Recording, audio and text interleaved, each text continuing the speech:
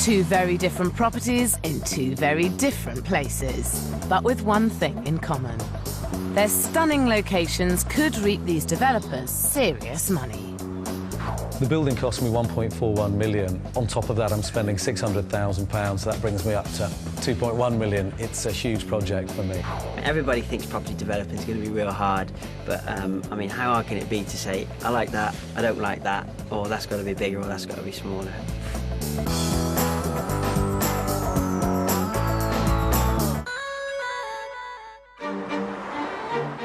To get a premium for a development, it pays to think what your unique selling point could be. One way of making a real impact is to get a great location, and a brilliant view can add tens of thousands of pounds to a property's value.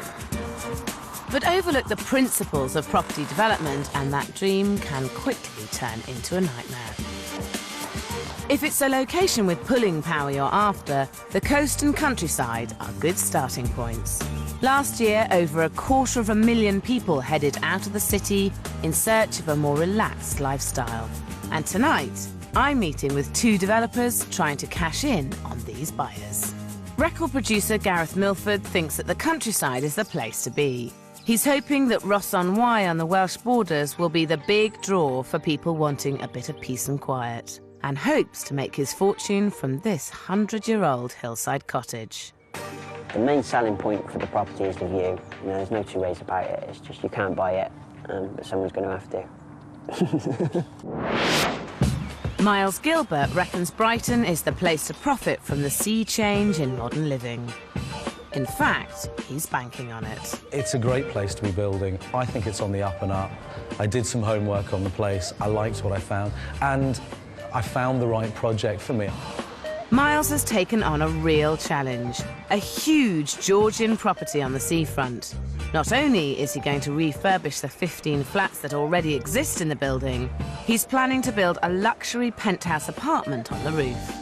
It's a massive project to take on, especially as Miles's previous experience only consists of developing 3 one-bed flats and building his extension. But Miles is nothing if not determined. I'd made a commitment to myself that I was going to go into the development game on a larger scale because I needed to make this my primary income. It's my fascination, it's my hobby, it's my passion. Miles is hoping his new hobby will allow him to create a high-spec, high-tech penthouse which will attract a wealthy buyer with money to burn. The most phenomenal view. I mean, that's a view money can't buy, can it, really? It's beautiful, absolutely beautiful. One of the reasons for taking this place was specifically for this view. And what an amazing space up here. And what's the plan? As far as the penthouse is concerned, it's a 3-bedroom penthouse. I've achieved planning permission for the roof terrace that will cover approximately 2/3 of this area. Big glass box conservatory with hot tub and staircase coming up. So we really want to make a feature of that. So it's a penthouse with knobs on, isn't it? Absolutely. It's going to be interesting. The whole part of this is it's unique. There's nobody really building at this sort of size penthouse that I'm aware of on Brighton seafront at the moment. It's a one-off. And it will be amazing.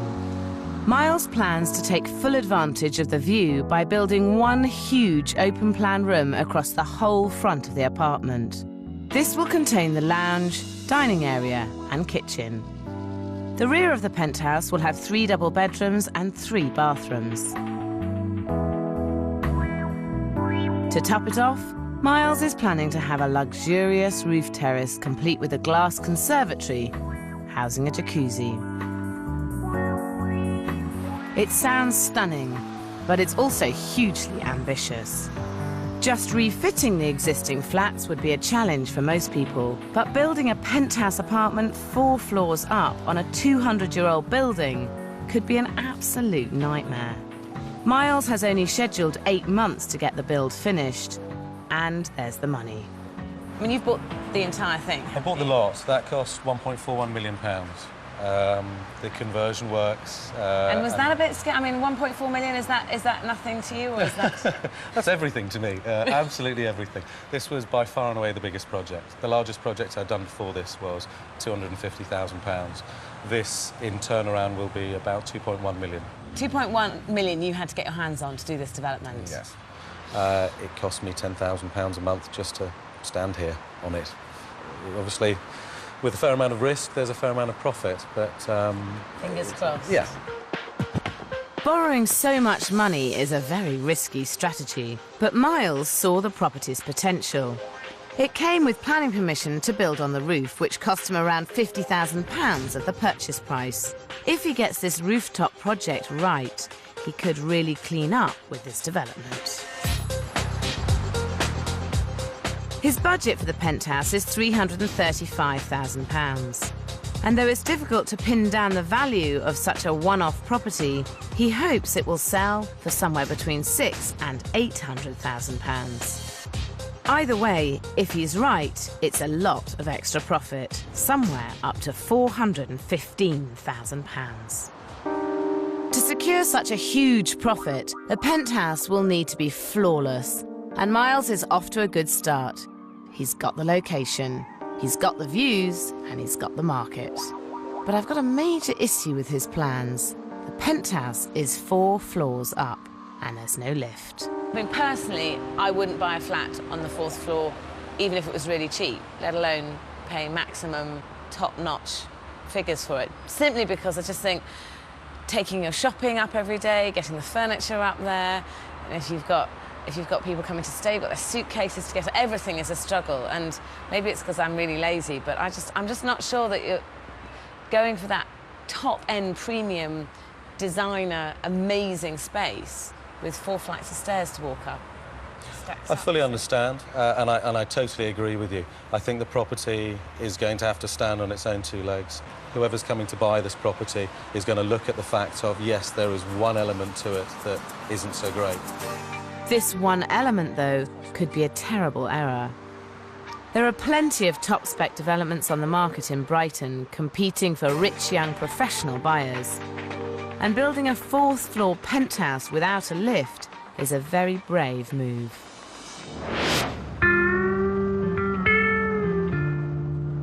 A 150 miles west of Brighton, in Ross-on-Wye, record producer Gareth Milford is convinced that someone will pay big money for this tiny 2-bed cottage overlooking the Wye Valley.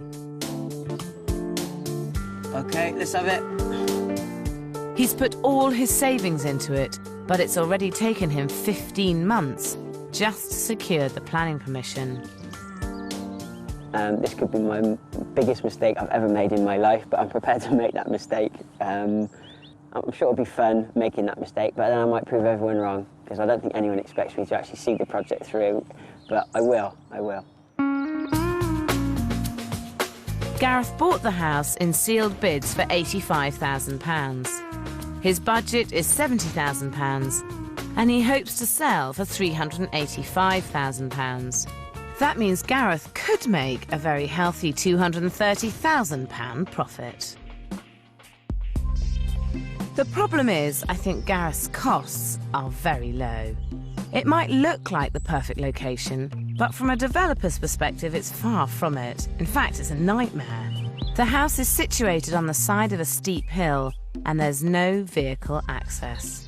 At the moment, the access looks like it's going to be a big problem. If the access wasn't a problem, it was on the side of a road with a fantastic view like that, I wouldn't have got it for 85 grand.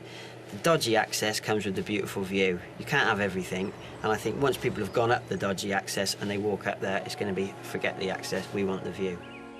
I wish I could share Gareth's optimism. I think not being able to get there could be a huge problem. But despite this and his tiny budget, Gareth's convinced it's going to be easy.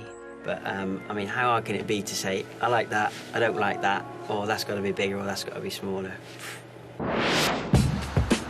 In Brighton, work should be getting underway. But Miles has discovered that having a big budget doesn't make developing any easier. His surveyor has uncovered a serious problem with the back wall of the building. It was built using a traditional building method which can be notoriously unstable.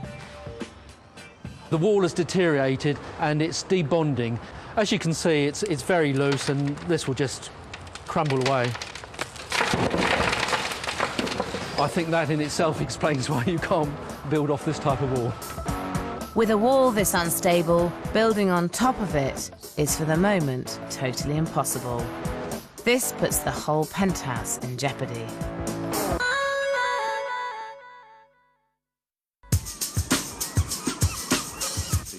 Miles Gilbert is spending £2.1 million developing this Georgian property on the Brighton seafront. As well as refurbishing 15 flats, he wants to build a penthouse on the roof, which he hopes will make him up to a £415,000 gross profit. But before Miles has even started, his schedule and his budget have taken a major hit. The back wall is literally crumbling away. Repairing it is going to be expensive and take time. One of the biggest problems for me is it's lost me maybe 2 to 3 weeks. The whole site cost me, as you know, 10 grand a month. So on top of that, and I'm thinking, or I'm being told there's 10 grand's worth of cost. I was hoping not to spend that much contingency straight away, but as you can see, it needs to be sorted. With costs already mounting, Miles needs to be sure he protects his profit. But I still think without a lift, that's unlikely to happen. Just to get from the beach to the house is a climb in itself. So to have done all this and then face another 4 flights to reach the penthouse is maybe asking too much. Well, it's a long old way, and if you lived in that penthouse, you'd have to be walking at least that distance several times a day just to nip up and down to get home. It is going to put some buyers off a lot. Yeah, I realise that. If you can get an elevator up to that top penthouse, you're looking at a totally different sort of buyer to the one who's going to be prepared to buy a gorgeous flat, but with the compromise of having to walk 4 floors up. Well, I've looked at every avenue with myself and my architect. We've expended a lot of time looking at this. We haven't found a way, but if you can find a way, then I'd be foolish not to look at that. I think there is a space at the back of the building where Miles could fit a lift, but it would mean losing one of the small studio flats Miles is refurbishing. So I've persuaded Miles to get a lift engineer to have a look at it. OK, yeah, no problem. We can put the lift certainly on that wall there, and that will take you up to the penthouse at the top. It's all about the costings on this, so yeah. It always is. The cost of installing the lift is £30,000, and Miles would also lose an £80,000 studio flat. It's a lot of money, but a lift would certainly add to the value of the penthouse. But Miles can only see the downside. The problems I have is I lose a studio flat, however I look at it, and there's an £80,000 loss straight away. I'm not necessarily going to get the value back on the penthouse. I know Sarah disagrees on that, but the other thing is there's a £600 a year maintenance cost that can only be attached to the penthouse. So not only am I saying you've got to pay another 100, 120, 130 grand for the penthouse because you've got a lift, you've also got £600 a year maintenance of it. Miles has made up his mind, but it's a risky decision, because I think it's unlikely that anyone spending over £500,000 on a flat is likely to be put off by a £600 a year service charge for the lift.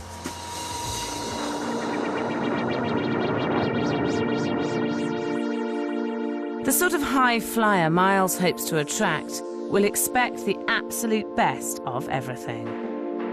They're likely to be very design savvy and know exactly what an expensive penthouse would have fitted as standard.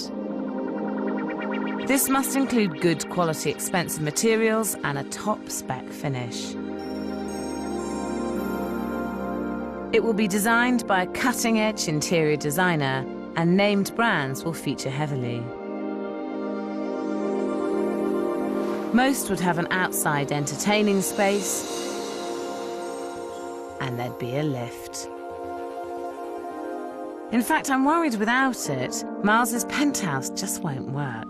If he won't put the lift in, he could have a real problem finding someone who's prepared to pay top dollar. Without it, I think it would be worth rethinking the whole project. I think in financial terms, the safest thing to do, which is most likely to guarantee you your return on this, is to have 2 flats up here and not 1. And I understand why you'd want to do 1, because it's much more challenging and much more exciting. But it's also less likely to make the money that you're wanting to make. I know what you're saying, but I'm a developer with a certain amount of experience. My passion is not throwing money away. My passion is to make money in this, otherwise I have to give it all up and go and do something else. In terms of your market, the fourth floor, it's going to be easier to carry a £300,000 flat on the fourth floor than an amazing £600,000–700,000 penthouse. I'm confident on the price that I'm going to achieve. If I don't achieve that, I have to rethink it. Yeah. Whether you see it as a mistake, whether I then agree in the future that it is a mistake. I'm big enough to do that, and I'm ugly enough, and I'm probably stupid enough in the fact that anybody can make that mistake, but I'm going to proceed with it. I admire Miles for his honesty and self-belief, but I think that 2 flats would sell for around the same amount of money as the penthouse, but they'd be much easier to shift. Both apartments would have 2 double bedrooms and a good-sized living space. Most importantly, both would still benefit from a fantastic roof terrace. I just hope Miles's insistence to build a showcase apartment won't end up costing him dear in the long run. 150 miles away in a woodland near Ross-on-Wye, record producer Gareth Milford's development is also proving a bit tricky to get to. Oh my word, we're in the middle of nowhere. There it is, yeah, and is that... So this is the path to the house? It's the footpath at the moment, but hopefully in a few weeks' time it'll be wide enough and not quite so steep for a car. So did you buy the house knowing that there was no vehicle access? I did, yeah, but it was a case of when I saw it, I just thought I've got to get this property and I'll worry about the access after. So how far is it then? About 20 yards, cool. give or take. Okay. Yeah, we'll need a 4-wheel drive. Yeah, you really will, won't you? Maybe a tractor. Yeah. Gareth's 20 yards are actually more like 50, but the views from the top are stunning. Wow, and this is the house. And the house is, wow. Teeny weeny, isn't it? It is small. I know when I first looked at it, I thought it was a lot bigger than it was, but like you've just done, you look at that first and think, oh, bonus, there's a house here as well. So, yeah.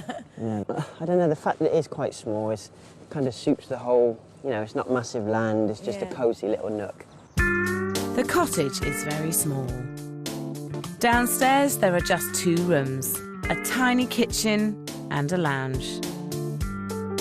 Upstairs, there are 2 small bedrooms, but no bathroom. You have to go outside for that. Gareth knows that the only way to add value is to make the cottage bigger, and he's got planning permission to add a large oak-framed extension at one end, which will create a huge new living space. Knocking down the wall between the original 2 rooms and installing a kitchen will complete the transformation from a tiny cottage into a contemporary, open-plan and trendy pad for the younger market. Upstairs, the extension will mean there's room for 2 big bedrooms, both with ensuite bathrooms. The problem is, having it only 2 bedrooms will really limit Gareth's market. If you can fit in a third, it will make all the difference, and I think I've got a solution. This room here used to be the kitchen, and what were you planning on making it? This was going to stay as the kitchen. Right, and then knock that through? That'll go right through. I was going to have a glass breakfast bar there, just to get the lines so as it, you know, looks bigger than it is. What you could do is leave this room as it is, leave the wall, so have this as a study-3rd bedroom, and then have that room in there as a kitchen breakfast room, because it's quite a big room. And that means that you've got your option of the 3rd bedroom, which you really need to open up the market. The suggestion is to retain the wall between the 2 original rooms. The living space will still be spacious, but having the option of a 3rd bedroom will attract a wider range of buyers. It will also be cheaper. I think she's got something there with the, you know, the bedroom study. It gives people the option, you know, and an office is always good. If someone is inspired by, you know, the view and stuff, they're going to want somewhere to do their work. And, you know, it makes sense. Yeah, I'm bored. Gareth's right to think carefully about how best to spend his money, because the budget is pretty tight. For all the labour and materials, he's allocated £44,000. For plumbing and electric, £7,000. He wants to get the kitchen and 2 bathrooms for £6,500. He thinks he can redecorate the house and landscape that tricky hillside for £4,500. With fees at £8,000, Gareth's total budget is a very ambitious £70,000. Gareth wants to get started straight away, but already that access he didn't see as a problem is causing problems. At the moment, Gareth doesn't even know who owns the footpath, and until he finds out who does, all he can do is clear his site. It's just really frustrating because everything is in place. I've got, you know, the builders are in place, the sparkers are in place, the drainage is in place, ready to go. Everybody's just waiting, but it's just not being able to do anything is so frustrating. I have no solution, you know, it's out of my hands, that's the problem, and that is the thing that vexes me. It's just frustrating. Luckily for Gareth, after 6 weeks of hoping, he buys access rights to the land. It's £10,000, which he hadn't included in the budget, but it means he can set about widening the track. Though I don't think he's entirely thought this through, because there's still nowhere for a car to turn around. I think it will be a concern for people, I really do. It depends who's buying it. If someone wants it as a country retreat, well, it doesn't come any more country than that. I've made the best of a bad job there. It was a footpath, and now it's a driveway. And that's all I can do, really. The problem is, a prospective buyer might just be able to get up to the property, but it'll be a nightmare to get back down. It's more money, but I think I have a solution.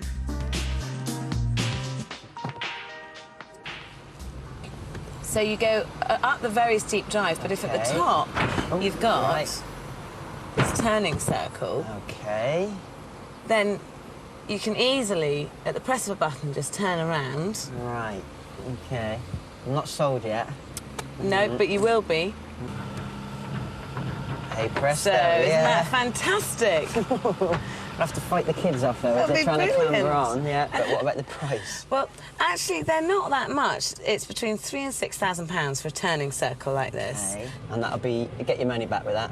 I would make it 10, 20-fold back, because I just think there's a whole load of people who aren't going to be prepared to even look at your house. Parking, right, OK. Yeah. And they'll have a gadget to boot. Hey, and everyone wants a gadget. Yeah. Property development isn't just about bricks and mortar, it's about staying ahead of the game. Work can finally begin, but it's a slow process. Clearing space to build the new extension means vast quantities of earth need to be moved off-site.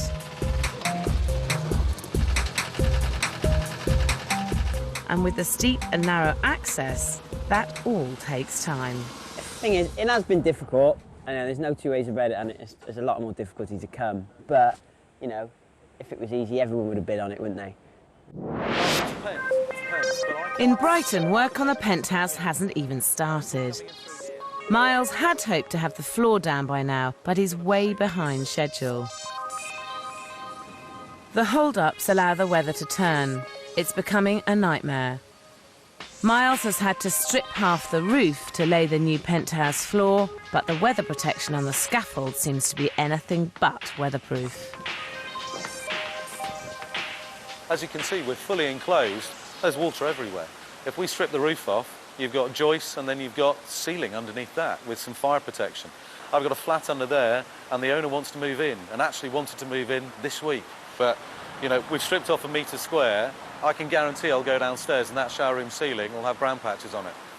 But the biggest important thing for me is we should have been a little bit further along the way. OK, we shouldn't have been watertight by now, but this weather, you know, this could be it now. This could be it and getting worse for the next 6 months. And it probably will, because just when Miles really should be reining in his finances, he decides to somewhat bravely splash out £850,000 on another huge development just down the road. Theoretically, I've seriously overstretched myself. It's very tight at the moment. I've worked out that if no further funding comes in, I'm on credit cards. I have nothing in the bank, which is scary. Work is yet to begin on Miles Gilbert's luxury penthouse in Brighton, Delays and bad weather are only the half of it. Miles is up to his neck in debt and desperately needs to sell some of the flats to ease his cash flow. Buying another property has only made it worse. The judgment call that I made is I'm going to put myself through hell cash flow wise for the potential of £400,000 to £500,000 profit. However, I'm hoping that over a period of a matter of weeks, maybe a couple of months, the cash flow scenario recovers. Miles is in a very difficult situation. His 8-month schedule is now unachievable. He needs to get the penthouse started, and the only way out of his cash flow crisis is to borrow even more money. Despite Miles selling 2 studios, he still has to remortgage. But at least now work can start. And on the bright side, the engineers come up with a plan to avoid removing the old roof by building a steel frame above it on which the penthouse will sit. Although his development is now 3 months behind schedule and Miles is massively in debt, the penthouse is at last starting to take shape. And Miles can hardly believe it. There's a window.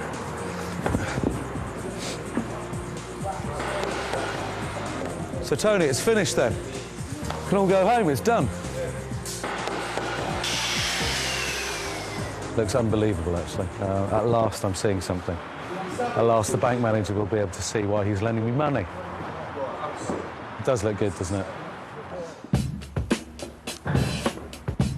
With work finally underway, Miles now needs to concentrate on how to persuade people this penthouse will be worth upwards of £600,000. With no lift, the 4 flights of stairs will be the first thing buyers see. And at the moment, they couldn't be more off-putting. You don't get a second chance to make a first impression, so I want to show Miles just what a difference impressive common parts and stairwells can make. Now, and these are sumptuous common parts, absolutely beautiful. Oh, wow. It's absolutely fantastic. Staircase, isn't it? Stunning, stunning. But the reason I brought you here is because as much as the interior design on your penthouse is important, the interior design of the common parts is just as crucial. Yeah. The areas I think it's worth concentrating on are the doors, having a patterned carpet, because that wears really well in the common parts, and then think about mirrors, artwork on the walls, and beautiful detailing on the stairs. And I think that's how you'll make the common parts not a laborious journey up 4 flights of stairs. Yeah, I agree. I absolutely agree. I think I haven't spent enough time at this stage thinking about the communal areas because it really does fall at the end of the project. This absolutely sells me the idea that we need to throw a bit more at the budget and have that whole space looking fantastic, or as good as it can be. Yeah. If Miles is to get nearer £800,000 than £600,000 for the penthouse, he has to make it feel special. But an impressive stairwell doesn't come cheap. To protect his budget, I think he needs to cut back on the luxuries. And he could start by rethinking some of his more extravagant plans in the conservatory. I feel if they really want a jacuzzi, they'll put one in. If they don't want one, and they've got one in there, it's just a painful, annoying thing to try and get rid of, because they're big and complicated.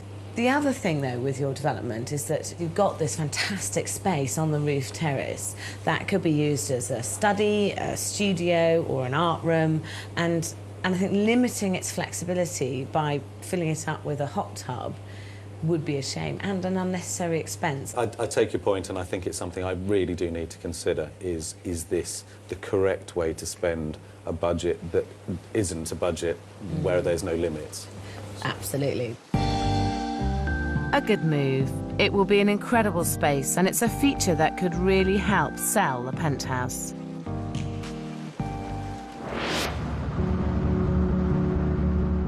In Ross-on-Wye, Gareth Milford also needs to start planning ahead. After 6 frustrating weeks just sorting out access, work on the house itself has finally begun. The end wall is coming down to make ready for the new extension. But now that he's got a digger on site, the excitement seems to be getting the better of him. where he's at now, where you can see the hole above the wall, he'll be able to get the bucket in there and pull that kitchen wall out. That was going to be a bedroom, but we've decided just to come through that wall, pull it on through, and then it'll just be an open plan diner kitchen. There seems to have been a bit of a U-turn since I last saw Gareth. Although he originally wanted to make the whole downstairs open plan, I thought he'd agreed to change his mind and leave the wall in to create a third bedroom which would broaden out his potential market. It seems a little unwise to lose this opportunity. Hello. Why have you decided to take the wall out? Do you not think that, you know, with the kitchen smells and stuff going in the office and the bedroom, that they need to be, like, you know, as far away from that as possible, or do you think that's not an issue? Ideally, you wouldn't have them next to each other, but it's better to have an optional third bedroom that is off the kitchen than no optional third bedroom at all. Right. Well, I'll take that on board. And, Chris, can you stop doing that, please? Knocking the... Oh, it's too late. He's... No, Chris, can you stop? Has he already done it? Yeah. He's going to take the wall down anyway, and I think he's potty, but... What can you do? What can you do?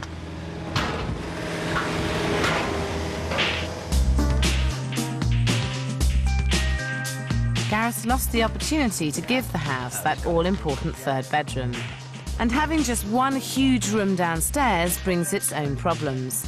With the kitchen occupying the whole of one end, it's more important than ever to maintain a sleek and impressive space. For the young professional market, there's nothing worse than having an open plan, cool, funky space and clutter all over the kitchen. And the solution to not having clutter is having enough storage. What about fitting the kitchen out? Is that something that people want to come and see? Do they want, you know, like this microwave, it's fantastic in here, or do people want to put their own touch on fittings and stuff? I think because of the sort of market that you're trying to appeal to, which is, I mean, let's be honest, you've got an extremely expensive two-bedroom house, which is going to be a little retreat or hideaway for someone. I think you need the gadgets to carry the cost. Right. Very bizarre. The problem, of course, is that cool kitchens don't come cheap. And with the delays and extra costs he's already had to endure, Gareth's cash has run out and the site grinds to a standstill. Gareth goes back to music producing. The thing is, with such a big development, you know, it just sucks money. If you think that it's going to cost that much, just double it and double it again. Obviously, when it sells, I'll be quids in. But at the moment, you know, it's not making me money, all it's doing is costing me money, and I need to do something else in order to pay for that, you know, investment.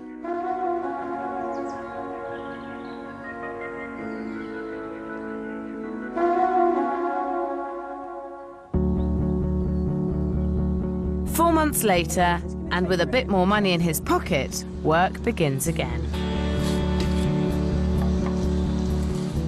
How long's this going to take, Sid, do you reckon? A couple of days, I would have thought. No sooner then? No. Well, I'll try my best, mate. Yeah, if we could, that would be great. Yeah. We're only 4 months behind schedule now, mate. OK. Get up a bit earlier then. Yeah, if you could, yeah, that'd be brilliant. No rush. All right. But Gareth's had to make some hard choices. To save money, the extension will now be made from steel, not oak, as originally planned.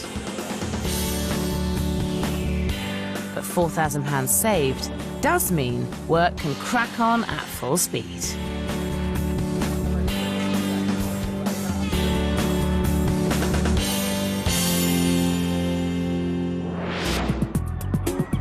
In Brighton, it's a very different story.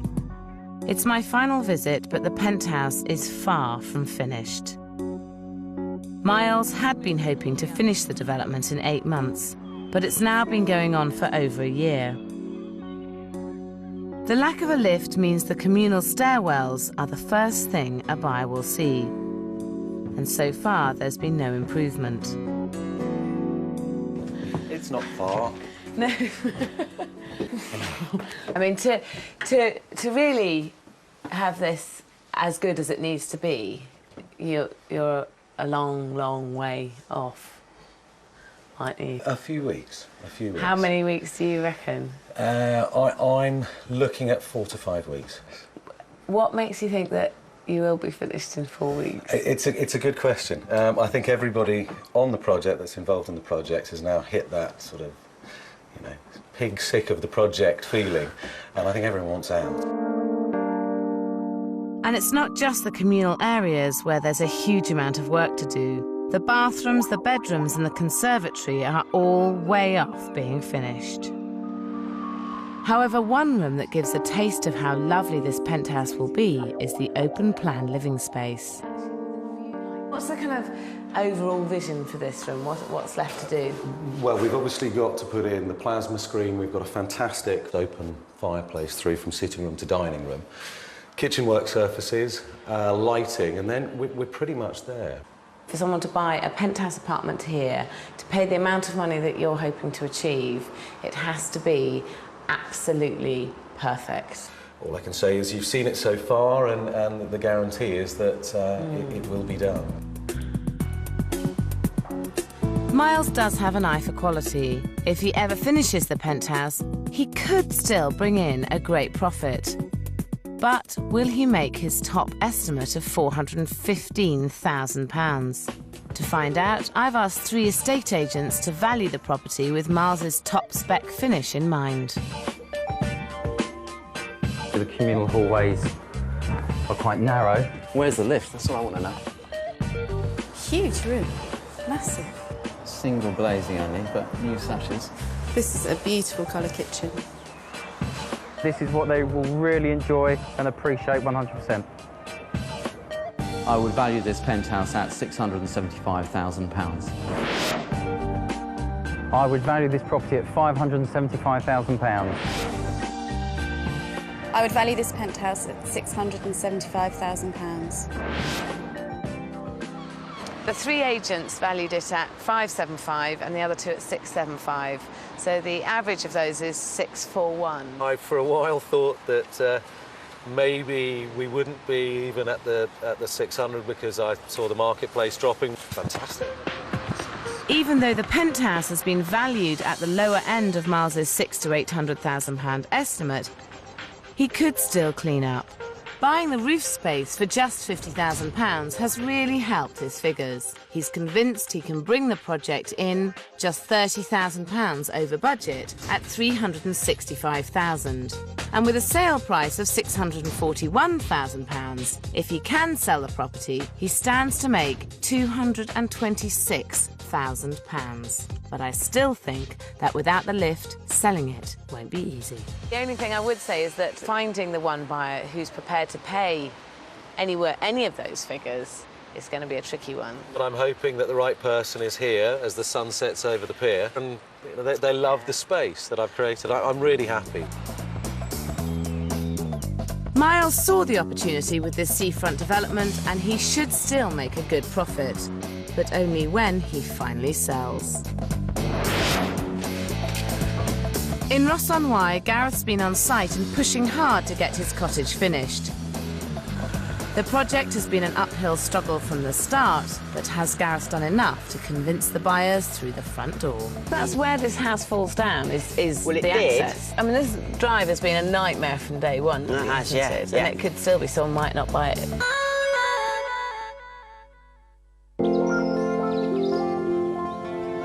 In Ross-on-Wye in Herefordshire, Gareth Milford's once tiny cottage has become a gleaming modern house, which makes the very best of its incredible setting.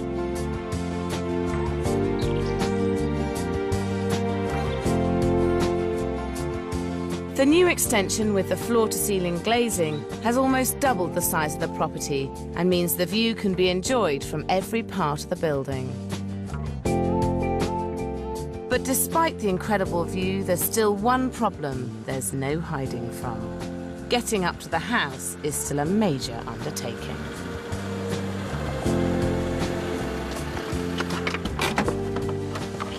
I don't think you'd get up there in a normal car at all, would you? Yeah, you will. Would you? Yes, yeah. No, you do. You reckon? Yeah, for sure. What happened about the turning circle? Because you were going to have the amazing turning circle. No, it was great. That we No, I loved discussed, it. and you loved it. Yeah, I did love it. So where is it? Well, when I looked into the cost of it, it wasn't quite so cost-effective, to be honest. One car can still turn in here, but, you know, really tightly. But if you've got guests, there's loads of parking, as much as you want. So is it all finished inside? Yeah, all done. There may be plenty of space, but I'm not convinced that in front of the house makes an ideal car park. But one thing's for sure, once a prospective buyer enters the house, they will be amazed by the end result. Gone is the small and dingy cottage to be replaced by a thoroughly modern home, which makes the most of the natural light and the views.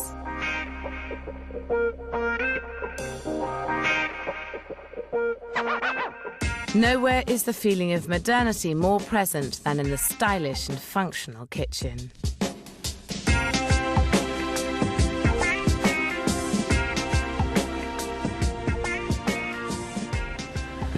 God, there's not much cottage left, is there? No, cottage is gone. It is great. It's really... Well, do you know what's lovely is it's surprising as you come in, and I think that's... Yeah. There's a real charm about that. I always wanted it to be a shock, so... Yeah, no, it is. I still think you could have fitted a study or third bedroom down here and had a kitchen, breakfast room in the same space, and it could have been just as magnificent as this. Gareth's decision not to have a third bedroom has limited his options.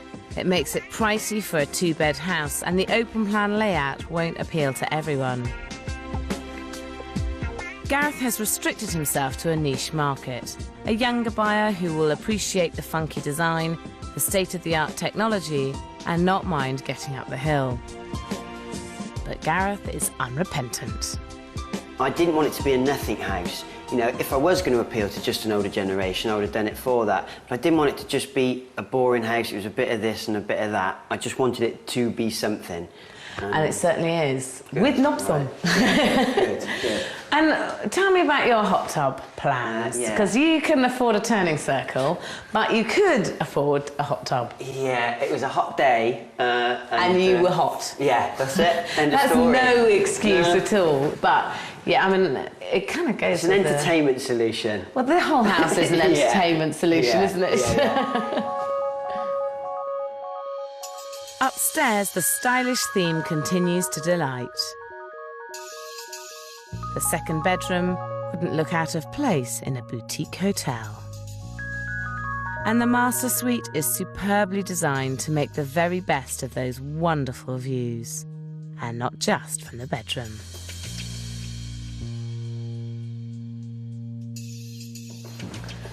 I love this bathroom, just wonderful. No, I'm glad you like it. That's good. Certainly do. It'd be difficult not to like it, wouldn't it, really? I suppose, yeah. Everyone who comes up is like, oh, which is exactly what I was trying for. It really was. Well, you've done it. Lying in that bath must be nice. I don't know yet. Don't you? No, I'm going to find out. I bet you it is. Let me know what it's like. Hey, it's wonderful. Yeah, it works. You just need a gin and tonic. And watch the You're sun go away. down, You'd never get out of this bath, I don't reckon. Sunset's just like straight ahead through the doors there. The property is the height of luxury, but its transformation hasn't been an easy process. I mean, this whole, when you think about what this was and what it now is, and it's unrecognisable. I've erased that memory. Yeah. Through the sleepless nights, it's just gone. It's a hazy, distant memory. Yeah, it is, yeah. And how have you found the process of doing this? Have you enjoyed it? At times I have. There was times when I just didn't want to be here. Just the access and getting stuff here is like, you know, it was quite a harsh lesson to learn. But, you know, it was the price it was because of that harsh lesson. Absolutely, because it was only £85,000. That's right, yes. Property developing is about spotting a great deal, and Gareth certainly got one. But you do have to be ruthlessly realistic about what it's actually going to cost to turn around. Gareth had budgeted just £44,000 for labour and materials. In fact, he spent £94,500. Plumbing and electrics went from £7,000 to £9,000. He wasn't far off with his kitchen and bathrooms, budgeting £6,500 and fitting them all for just £7,000. For landscaping and decorating, Gareth had allocated £4,500, but buying the rights to the driveway and making it passable added £10,000 to the bill. The fees rose from £8,000 to £11,000, taking Gareth's total budget soaring from £70,000 to £136,000. Now more than ever, Gareth has to get the £385,000 he was hoping for.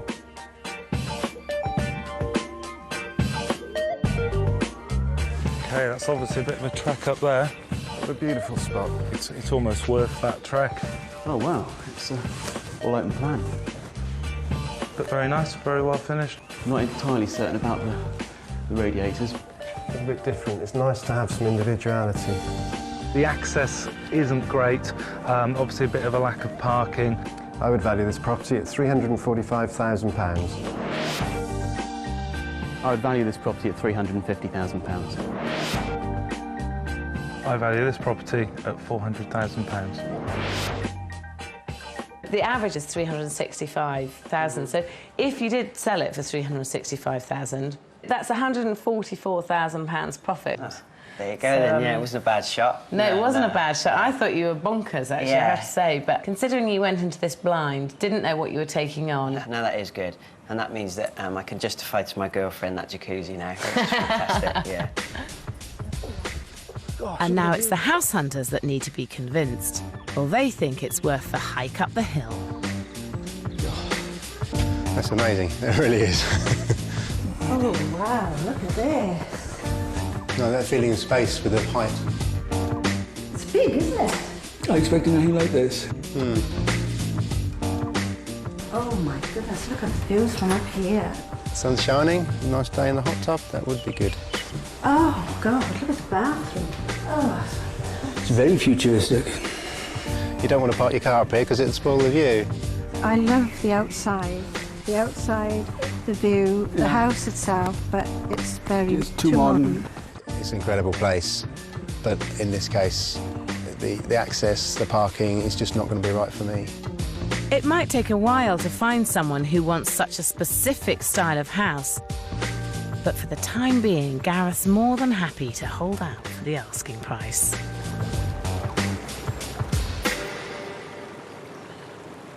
A development in a sensational location will always carry a premium, but it won't necessarily guarantee you an extra profit. The only way to do that is to make sure that the money you do spend is in the right places. Next week, I'm heading back to Felixstowe to see if Mike Horgan can turn a rather lopsided second development into a straight profit. It hasn't been without its problems. No, it's definitely been a few issues on it. A bit of a wonky.